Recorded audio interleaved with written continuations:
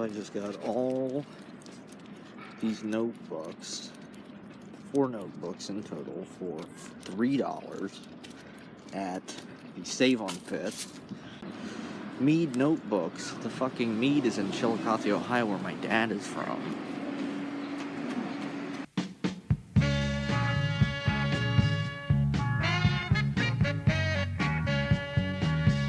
I used to smoke 5 packs of cigarettes a day. It was the hardest thing to put them away. I drank 4 or 5 bottles of wine. I kept a glass in my hand all the time. Oh, breaking those habits was hard to do, but not compared to the changes that you put me through. Trying to live my life without you, babe, is the hardest thing I'll ever do.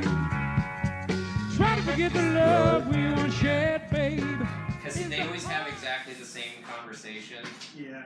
He calls him up and then he's like, "Are you eating my macaroni and cheese, man?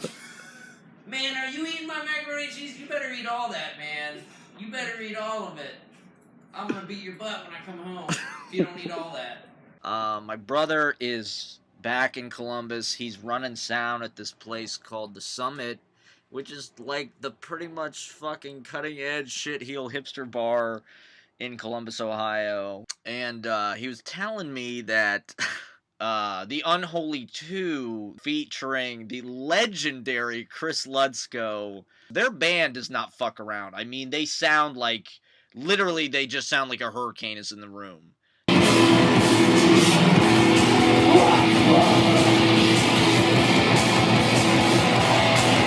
You know, it's like there's torrential wind that comes out of the amplifiers and just kind of like, you know, you're just in a tornado. So my brother was running sound for the Unholy 2 at the Summit. Pretty fucking cool. And I forget if like they couldn't pay him or they wanted him to do something for them, but there was some scenario where like they needed to reimburse him, like they needed to give him $20 or something, and they didn't have it, or like instead of a tip, maybe because he was their sound guy, they didn't have it, so they gave him this little fucking baggie of weed in lieu of payment, and it's Unholy 2 weed. And Jack had it at his house when I first got there, when I first kind of settled into Columbus. What's the street? Hanford. Hanford. There are a couple of class 3 sex offenders, but What is class 3? like serious. Like I real saw shit. them on your fucking... Like there's a reason that they're on a little thing that they mail to everybody, you know? How close do they live? It has their addresses on it, man. There's like... To see I've it watched again. it like fucking 20 times. Alright, let's see what this guy did. I think it's got his motivated address. gross sexual 461. That's like right over there. What happened? We were watching, what were we watching? We were watching, Deal or No Deal. Yeah. And, this guy was on it, and he was, like, guessing all the questions, and he was such a fucking douche. Like, everything about this guy was just like, oh, God, this guy is such a butthole. Yeah. And they were, like, introducing his family, and his mom and his dad are there, and then there's this lady, and Howie Mandel's like, oh, so who are you? Are you his sister? And she's like, I'm his wifey. I'm his wifey. And I was just like, ugh. And I threw the remote at the TV, and it broke the TV. Shit. Well, that sounds called for. Yeah, fuck that shit. Fuck Howie Mandel. It's on the cusp, he said. He said he likes living on the cusp. And supposedly, the people who live next door to him, it's like a meth house or something. And one time when we came home, there was like a group of these fucking meth heads like waiting in the yard. And they like said hello to us. Like they were very courteous and very like organized, you know? Like it didn't look like some kind of zombie fucking like flesh-eating Breaking Bad scenario. Like it looked like it was just like their hobby or something, you know. And so Jack, and then behind his house is kind of this car wash and this Dollar General store, you know. So it's sort of like, you know, the fucking ghetto almost, you know. Masonry screws, huh? Check out the bathroom. It's got a real 12-foot tub. No shit. Dude, that? that's worth the price of admission alone. I know, man. You know?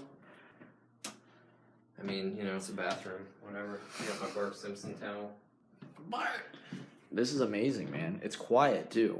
Yeah, it is. The only time that I ever really hear any noise at all is like at weird hours of the day when these people start making noise. They're literally right next door. Yeah. All the meth people. Yeah. You saw them out there. Yeah. Yeah. I've never seen any of those fucking people. I've seen one of them before. Yeah. The rest of them are transient. Most of the fish here are permanent residents, feeding on the plankton, the tiny floating plants and animals. How much was that? $90. That's hell of a deal on a fireplace, man. It was $90 on Amazon used. New $279. Honestly, I think when I build a box around that, you're not even gonna be able to fucking tell it's not real. You're gonna be like, whoa man, you got a fireplace? Oh shit. Hot night, oh, hot loving every night. Sports. Man, what happened to my coffee? Really? Someone stole our tags? Are you fucking kidding me? Who the fuck would steal tags? Stole your tags? Shit. Look, there's another one. Oh, those tags are back in the window.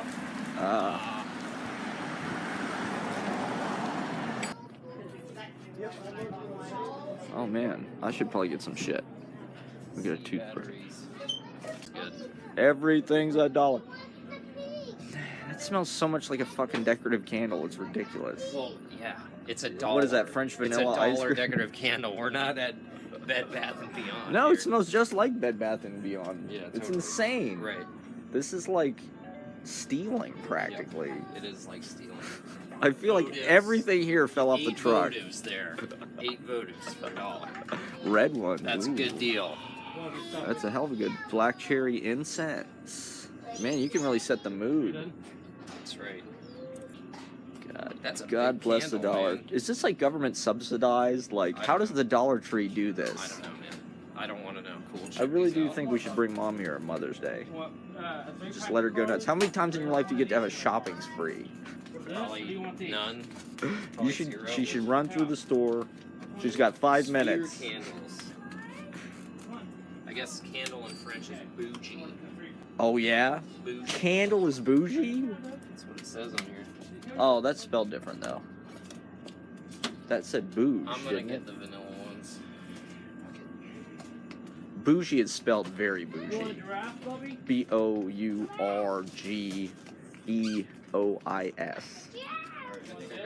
Bourgeois. You washed your rug at the car wash. Yeah. That new rug. Yeah, the one that I found. It was like, it was about as heavy as a dead body, dry. When I took it over there, and when I washed that fucking thing, it was like trying to move a like 300-pound fucking fat cadaver. Not exactly a brilliant thing to do. Plus, I had to hang it on my fence. I couldn't To even dry lift off the and fucking shit. thing up there to get it clipped on, man. It was like, it was too fucking heavy. Did it get it clean? That was the question. No, it smelled like mildew for like 2 weeks. What made you? Didn't you Google this before you tried I it? YouTubed it. I watched the YouTube And somebody video. said, I "Fucking watched take the your YouTube rug to the video, car and the guy wash." made it look so easy. He's like, "Yeah, clean your rug for $4." I was like, "Man, that's not even gonna cost $4. That's gonna cost like $1.50." Like I think Ezra Wallach used that to kind of like get in your head and kind of divide Ezra you. Wallach, yeah, right. Yeah. There's this band called Bad Bad Not Good that a lot of them are like really obsessed with. Oh, okay. You heard of them? No. They're like the RZA's favorite band or something. Oh, okay. They're contemporary? Yeah, they're pretty new.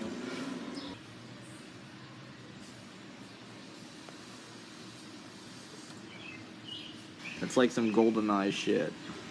That's right. Gotta use your PPK, PP7 silence. Take that motherfucker out before you sneak up on the Russian guards with your AK-47 and just light them all up. It's amazing. It's amazing how many fucking guns he can carry. Remember that animation when you shoot a guy like in the foot or whatever it is?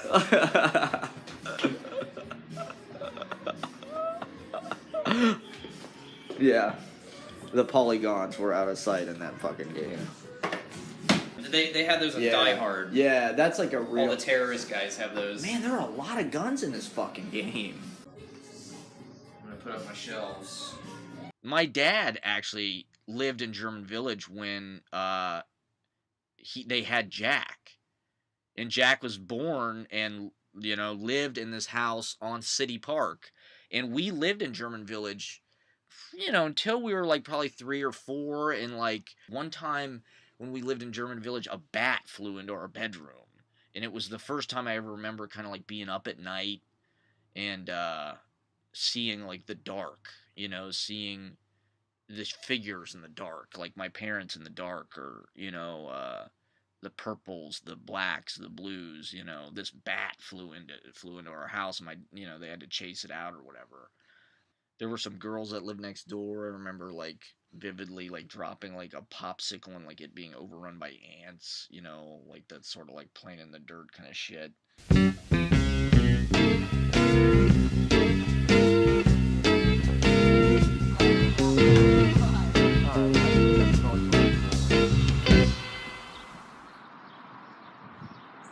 Yeah, that's a good looking cactus. So that's the water feature sky deck.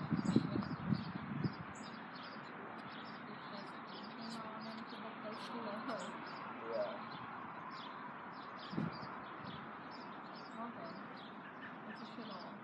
I love it. It's a shithole. This cloud formation is called Family on Jet Skis. That one sort of looks like an angelfish if it was the head on a left turn lane sign.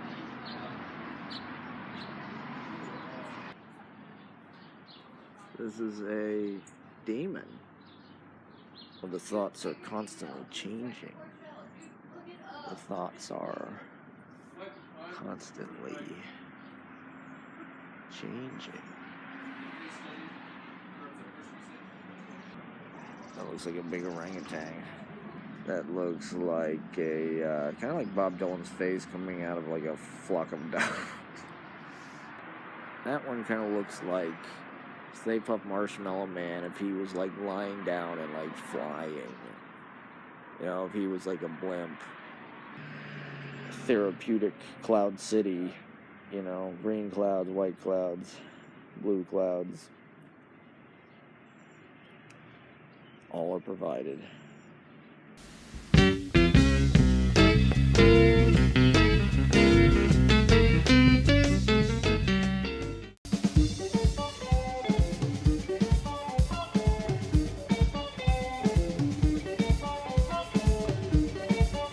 Thurber's hard to find, people. Oh my god. Oh, yeah. Thurber's a mess. And you know they're not confirming the address before they hit request. No. You know they're not. So we're off to comfest, and we order up a lift, and this guy that picks us up, it's just the most like casual, like it was like he was gonna go golfing, but he just decided to swing by and give us a ride or something. You know what I mean? Like he's wearing like a visor.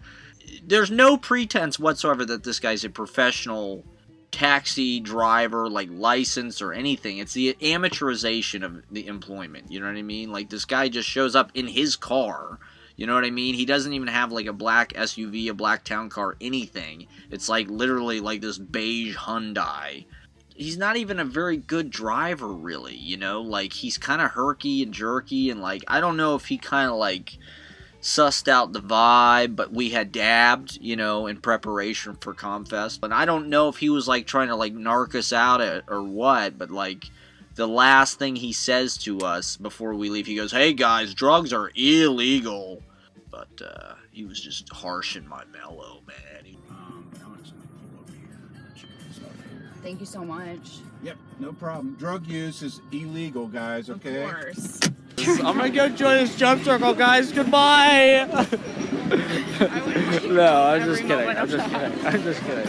Yeah, there's some tie-dye, peace, love, understanding, tarot, fucking crystals. So this is us on our way to the comfest. The cum feast, as my brother Jack calls it. Kombucha! Which is sort of like the local Woodstock, you know? It started in like, you know, I think 1970 or something, and it's like all the hippies at Ohio State at that time started this little block party where they had all these bands come play, and they had tie-dye and Tide Stick, and fucking, you know, our dad has been playing at comfest since like time immemorial. You know, it's just like, it's a great local tradition, and we've been going every year of our lives since we were little kids, you know. The dream of the 60s is still alive at comfest. Fuck yeah, comfest shit, yeah. Gin and comfest shit, yeah. Oh, they got bubbles. These kids got bubbles. Good God, that dog is fucking huge, man. So what ended up happening was I heard the sirens call of the Grateful Dead cover band. My ears have been open to the Grateful Dead this year. I am a little bit of a closet Deadhead. I'm not that into them, but I don't have quite the knee-jerk, you know, rejection impulse that I once had. Starting to drink the Kool-Aid. I mean, I think that goes hand in hand with psychedelics, perhaps. But I won't go into it. So, I was sitting there with Jordan and her friend on our blanket over by the off-ramp stage, and I had my jean jacket there because I didn't know if the weather was going to be hot or cold or what. And I hear this Grateful Dead cover band playing this song, the medley, I Know You Rider, and I think China Cat Sunflower. And I was listening. I just wanted to kind of live in this song, man. And this band is playing it at comfest, obviously, because probably half the bands there are Grateful Dead cover bands. That's cool. Oh my God, these dudes are playing Grateful Dead songs. That's so fucking funny. Oh shit. So I'm just like, I gotta go listen to this. So I run over there, and it was kind of like the rabbit hole for me in a weird way.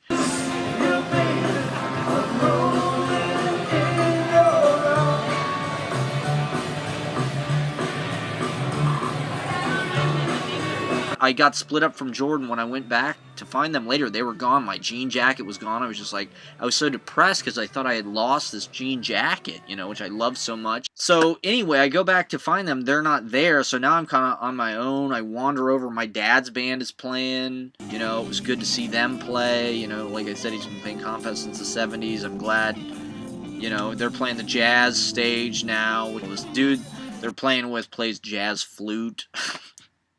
Which is kind of a cool thing to be able to whip out. She's at home. The baby? Yeah. The baby? The baby?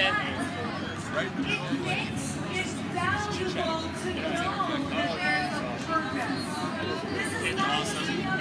Like 8.5 pounds now. Wow, really? Yeah.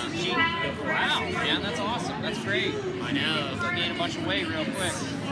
But then, after that, You know, I'm just kind of wandering around the bazaar of Comfest, checking out the merchants and their wares, and just, it's the same shit every year, you know what I mean? Like, it is the state fair for liberals, you know, for NPR listeners. So, like, you know, I'm just kind of walking around Comfest, and I see Reggie Purdue, the legendary Reggie Purdue, and he's just kind of chilling. He played at our house at the last Luge thing. I think he was maybe the last act to play at the Sluge, actually.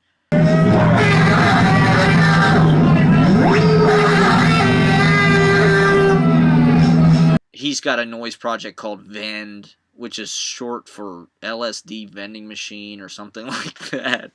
So I see him sitting on a blanket, and I go up, you know, and I start talking to him, and it turns out he's like getting a massage from this kind of older, like, spiritual lady. You know, there's a lot of like very kind of like, you know, chakras wide open, third eye people kind of explode, you know, in this place.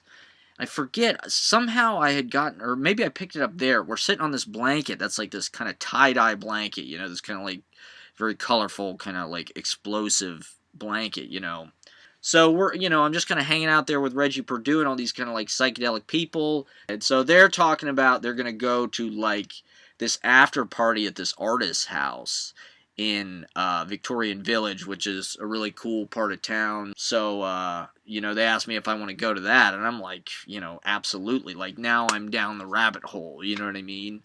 So now we've kind of got this band, of people that, like, I don't think I even had weed, because, like, my weed was in my jacket, and I didn't have my jacket, so, like, it's starting to get chilly, and I'm just kind of, like, cut loose suddenly. Like, this Lyft driver had dropped us off there. I've got no way to get home. I got no car or anything. I got to get back to Jordan's house, but she wasn't, like, texting me back. My phone was dying. I remember I think I took the, psychedelic blanket and I tied it around my neck like I had a cape or something, and it was just kind of one of those, boy wizardy kind of nights.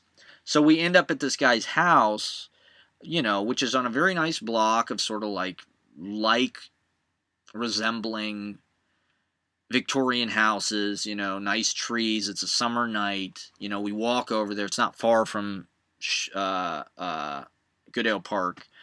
And the entire house is literally furbished in art, original art. The entire house is this living art piece. You go into it and you are in this person's imagination. All of the walls, all of the furniture is custom made. It's all painted, it's all colored. And you go in the backyard and all of the bushes and topiary are sort of orchestrated and choreographed and coordinated. And I just thinking the blocking of this, this guy's imagination, this guy's kind of like mise-en-scène, his sense of that is just, his cultivation of his entire living space as a piece of art, I thought is a logical conclusion of the way that we've been living. And if you had total freedom, if you owned your own house, like I was reading an interview with him, he bought this house in the 80s for $40,000. He was a part-time mail delivery mail carrier for 20 years. This guy's self-taught. He's got a very interesting life story. Apparently, he was born in Licking County, like rural Ohio, and he was a pretty mischievous kid, and when he was very young, he was in a fire. Like, one of his friends, they were playing with fire, and they had, like, this stick that was on fire, and they touched, like, a gas can, and it, like, exploded, and, like, he got all these burns and shit. He said it really changed his life, and you can totally see that in his art. His art has this incandescent kind of, he draws flames, and even his house, his house is this sort of attempt to, like, animate. I'd never heard of this guy when I lived in Columbus, and, like, it was this unbelievable kind of, but yet logical next step after Comfest, like, of course, where are you going to go after Comfest? You're going to go to, this cartoon house. You are also able to go up the stairs to see all the other murals. Okay. Interesting. No, we can go through the whole house. So that it's, wow. His room? To be seen. Really? Sure. All right, let's check it out. I'll walk really slowly, just in case you get the upskirt shot. Oh yeah. Oh love yeah. That one. Should I aim for I that? mean, I've heard it's fabulous, but it's not up to me. Oh my Look at the bathroom.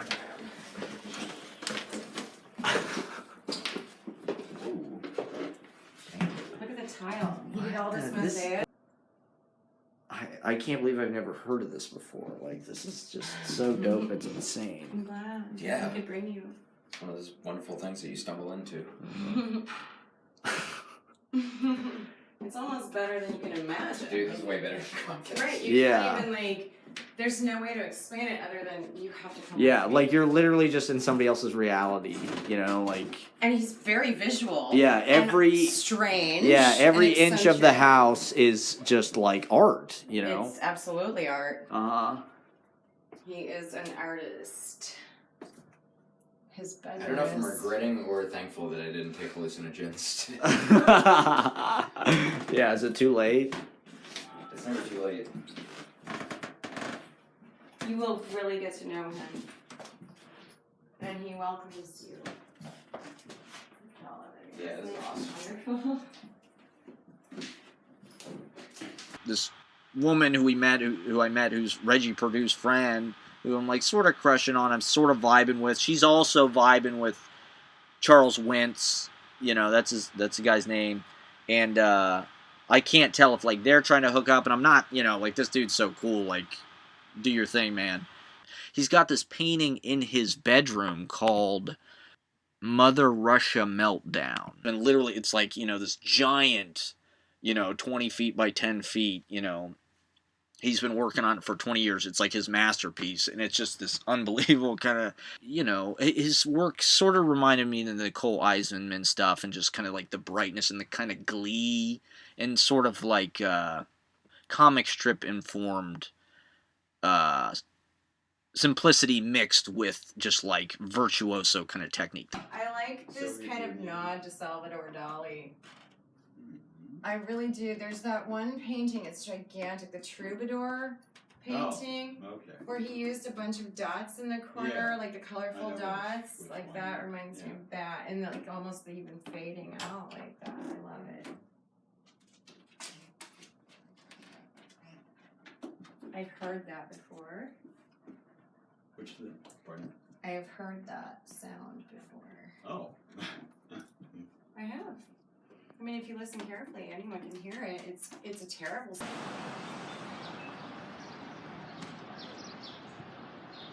Bryce? Where'd my Bryce go? You Bryce? No.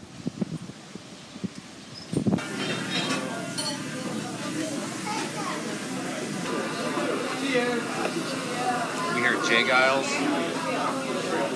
That's Jay Giles. What's on the stereo? It's Jay Giles. Love Stinks.